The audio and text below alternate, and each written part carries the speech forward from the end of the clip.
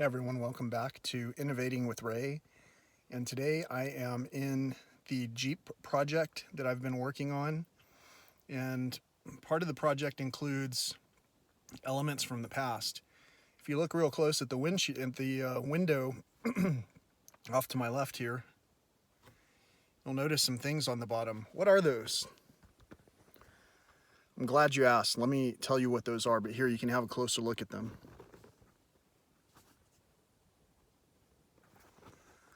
I'm not sure how much detail the camera's picking up, but those are magnets. And those magnets help the screens to stay affixed to basically the door frame. I made this for an Acura RDX. I made the set of 4. You can see on the back window I've got a screen as well. And all the windows are down.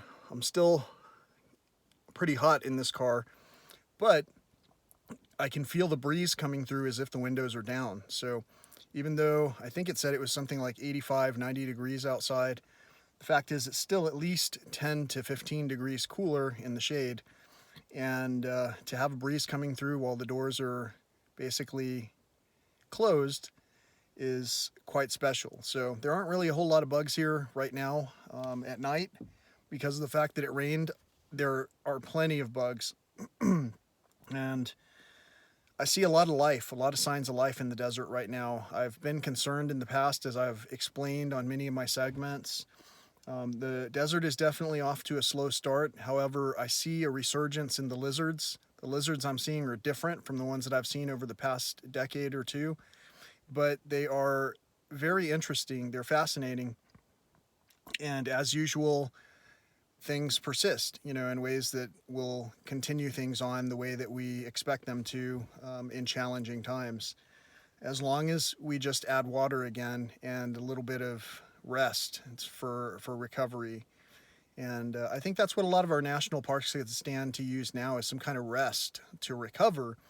And by that rest, I mean the same as we used to rest our farmland when we grew crops, the same as we used to rest ourselves between all these tournaments and events that we go to, and ordeals and challenging situations that we face ourselves with.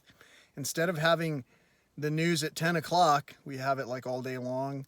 And instead of smiling, well, I don't know what the other half of the world is doing, but in this half of the world,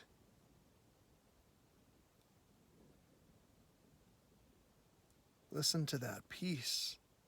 How can you not help but want to be at peace, in peace? A little subconscious gesture there. You saw I showcased a little bit more than I typically wanted to of what's above me on my visor. And I also got some stinging sweat in my eye. Did you see that? In my left eye. Whatever that means, the fact is that subconsciously and consciously we gesture, and we do so in many ways, whether we want to or not. And when you get sweat in your eye, to me, that's a good thing. That's basically feeling like I actually sweat out some of the negative things that were in me to begin with. I wonder if what a sweat lodge ceremony consists of the same thing, going into a certain state of mind and just releasing toxins. What do you guys think, deep thinkers? I'm sure someone in the group has something to say or a thought about everything, including the innovative use of this screen with magnets and making these screens in the past, which had inevitably come to use in the future, my current. What are the odds? Until next time, deep thinkers, peace, love, and all that old school stuff.